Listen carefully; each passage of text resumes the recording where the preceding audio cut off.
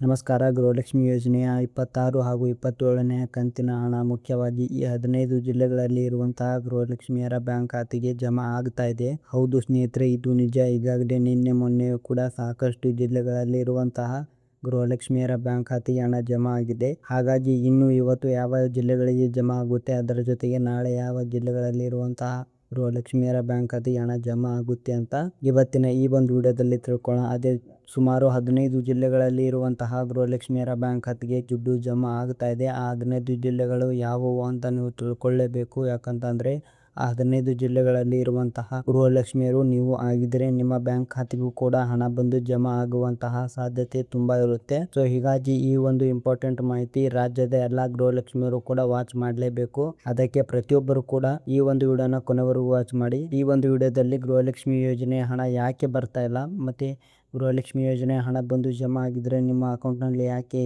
ತೋರಿಸ್ತಾ ಇಲ್ಲ ಅನ್ನುವಂತಹ ಮಾಹಿತಿ ಕೂಡ ಇವತ್ತಿನ ಈ ಒಂದು ವಿಡಿಯೋದಲ್ಲಿ ತಿಳಿಸ್ಕೊಡ್ತೇನೆ.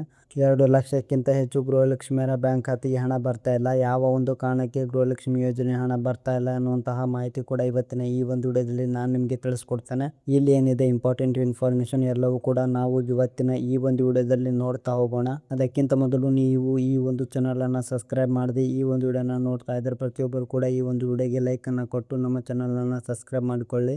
ಆ ರೀತಿ ಮಾಡೋದ್ರಿಂದ ನಾವು ಯಾವುದೇ ರೀತಿಯ ವಿಡಿಯೋಗಳು ಯೂಟ್ಯೂಬ್ಗೆ ಅಪ್ಲೋಡ್ ಮಾಡ್ತಾರೆ ನಮಗೆ ಮೊದಲಿಗೆ ಬಂದು ತಲುಪುತ್ತೆ. ಸೊ ಹಾಗಾದರೆ ಬನ್ನಿ ಈ ಒಂದು ವಿಡಿಯೋನ ಸ್ಟಾರ್ಟ್ ಮಾಡೋಣ. ಇನ್ನು ಈ ಗೃಹಲಕ್ಷ್ಮಿಯಲ್ಲಿ ಒಟ್ಟಾರೆಯಾಗಿ 24 ಮತ್ತು 25ನೇ ಕಂತಿನ ಹಣ, 2 ತಿಂಗಳ ಕಂತಿನ ಹಣ ಈಗಾಗಲೇ ಕ್ಲಿಯರ್ ಮಾಡಿದ್ದಾರೆ.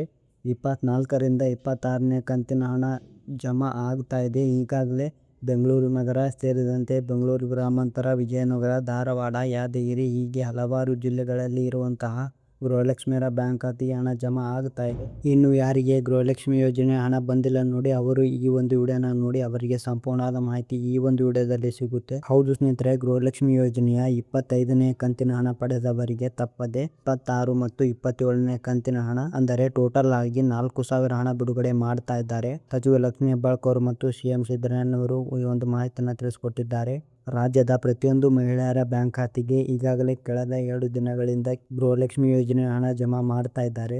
ಇಲ್ಲಿ ಯಾವ ಯಾವ ಜಿಲ್ಲೆಗಳಿಗೆ ಹಣ ಬಂದಿದೆ ಅಂತ ನೋಡೋದಾದ್ರೆ, ಮೊದಲನೇ ಹಂತದಲ್ಲಿ ಬಂದಿರುವಂತಹ ಜಿಲ್ಲೆಗಳ ಹೆಸರು ನೋಡೋದಾದ್ರೆ ಕೇವಲ ಈ 15 ಜಿಲ್ಲೆಗಳಲ್ಲಿ ಇರುವಂತಹ ಗೃಹಲಕ್ಷ್ಮಿಯರ ಬ್ಯಾಂಕ್ ಖಾತೆಗೆ ಹಣ ಬಂದಿದೆ. ಇಲ್ಲಿ ಸ್ನೇಹಿತರೆ, ನಾಳೆ ಈ 15 ಜಿಲ್ಲೆಗಳಲ್ಲಿ ಇರುವಂತಹ ಫಲಾನುಭವಿಗಳ ಬ್ಯಾಂಕ್ ಖಾತೆಗೆ ಹಣ ಬರುತ್ತೆ ಅಂತ ಹೇಳಿದ್ದಾರೆ. ಹಾಗಾದ್ರೆ ಆ ಒಂದು 15 ಜಿಲ್ಲೆಗಳು ಯಾವುವು ಅಂತ ನೋಡೋಣ. ಮೊದಲಿಗೆ ಹಾಸನ ಜಿಲ್ಲೆ, ಮಂಡ್ಯ, ಮೈಸೂರು, ತುಮಕೂರು, ಚಿತ್ರದುರ್ಗ, ಚಿಕ್ಕಬಳ್ಳಾಪುರ, ಚಾಮರಾಜನಗರ, ಬೆಂಗಳೂರು, ಬೆಂಗಳೂರು ಗ್ರಾಮಾಂತರ, ಉಡುಪಿ, ಉತ್ತರ ಕನ್ನಡ, ಶಿವಮೊಗ್ಗ, ಧಾರವಾಡ, ದಾವಣಗೆರೆ, ಬೆಳಗಾವಿ, ಗದಗ ಮತ್ತು ವಿಜಯಪುರ.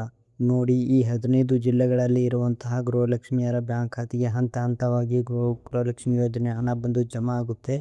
ಒಟ್ಟಿಗೆ ಆಗಿ 4,000 ಹಣ ಬಂದು ಜಮಾ ಆಗುತ್ತೆ ಅಂತ ಹೇಳಿದ್ದಾರೆ. ಗೃಹಲಕ್ಷ್ಮಿ ಯೋಜನೆಯ 25 ಮತ್ತು 26ನೇ ಕಂತಿನ ಹಣ ಒಟ್ಟಿಗೆ 4,000 ಹಣ ಬಂದು ಜಮಾ ಆಗುತ್ತೆ ಅಂತ ಹೇಳಿದ್ದಾರೆ.